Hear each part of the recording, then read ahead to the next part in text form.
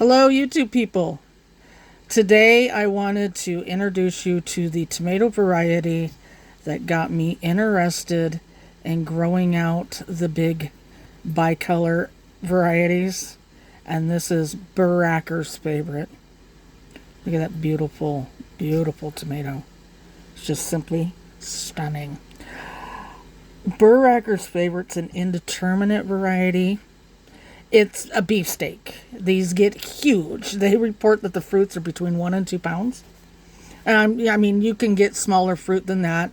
It produces better in the second half of the season. It's a very late season variety. It goes 95 days.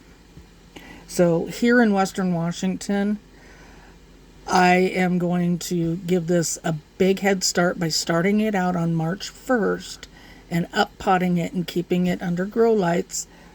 And then I'm not going to start out many that early, but if they are an extremely late season, that's what I do. And then I will put it out in the greenhouse. And then depending, I may go ahead and just grow it in the greenhouse.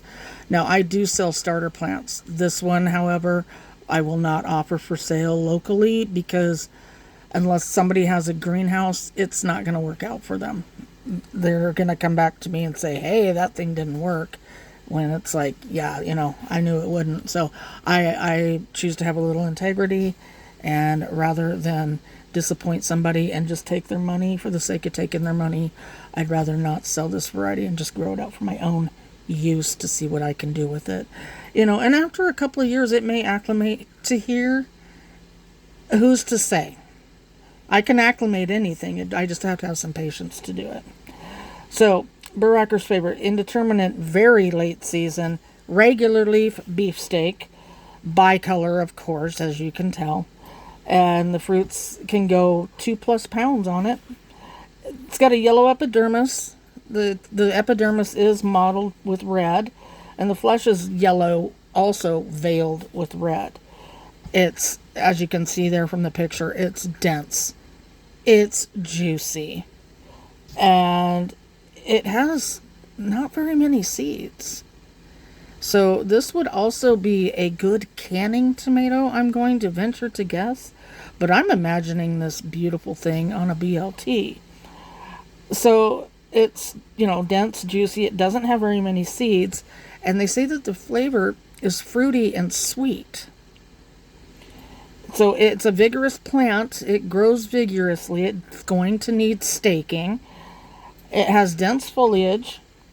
It's reported to, well, I think I already said that, produce better in the second half of the season. Where did this beautiful thing originate from? Well, it's a good old USA tomato. And it originates from deep in the moonshine territory of Burracker's Hollow in the foothills of the Blue Ridge Mountains, which in turn are part of the Appalachian Mountains in West Virginia.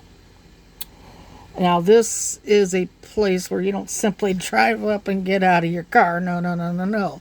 You will be met by big, unleashed dogs if you do that. And this is according to Chuck Wyatt, who had to negotiate to get seeds of this through the window of his car. And we're so glad that he did, because he introduced us all to this beautiful variety that is called Burracker's favorite. One thing that you have to realize about the Appalachian people, they didn't grow this tomato out generation after generation because it looked pretty. It also had to taste good.